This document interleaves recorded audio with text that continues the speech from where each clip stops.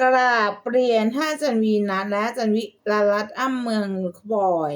อาจารย์โชคชัยที่อยู่ต้นไม้แห่งดนตรีไทย ชมรมดนตรีไทย และมหาวิทยาลัยศรีปทุม มหาวิทยาลัยนอกรุงเทพเขตรังสิตสะพานหมายดอนเมืองแบบปริญญาโท มหาบัณฑิต สาขาวิชาศึกษามหาสาขาวิชาศึกษาศาสตร์ บริหารการศึกษา เกียรตินิยมอันดับ 2 คณะศิลปศาสตร์ ไบโอเรียนภาษาอังกฤษและภาษาญี่ปุ่น การโรงแรมและการท่องเที่ยวและการบินนะคะ หนูจะมาในเพลงลาวดำเนินทราย11บรรทัดก่อนนะคะ ไปเรื่อยๆดีกว่าอาจารย์ไม่งั้นหนูเกร็ง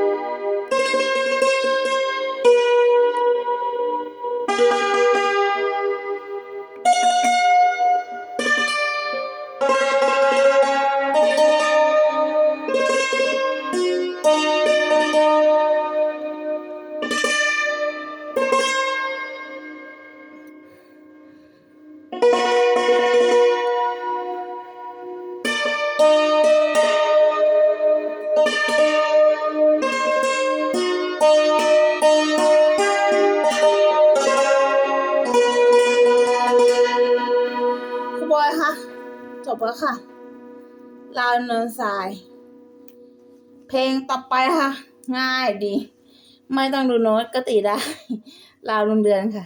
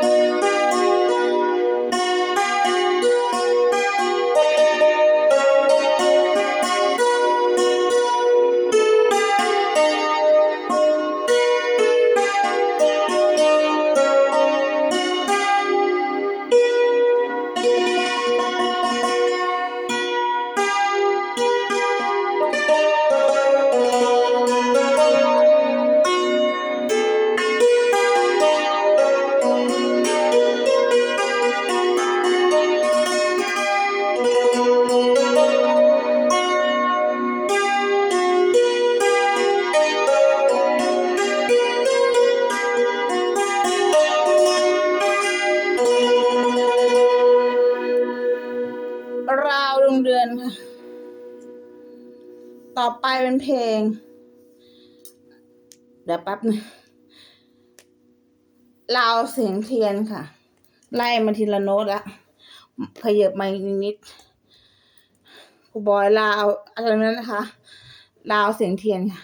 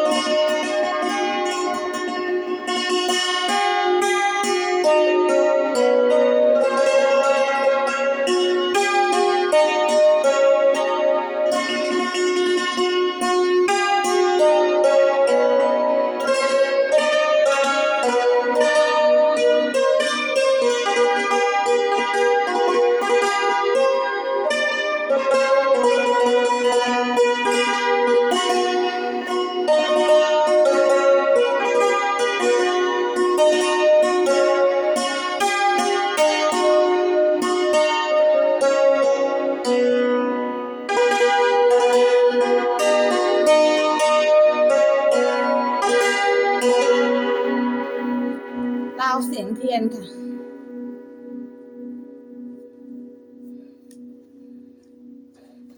ราวสมเด็จเพลงสุดท้ายนะคะ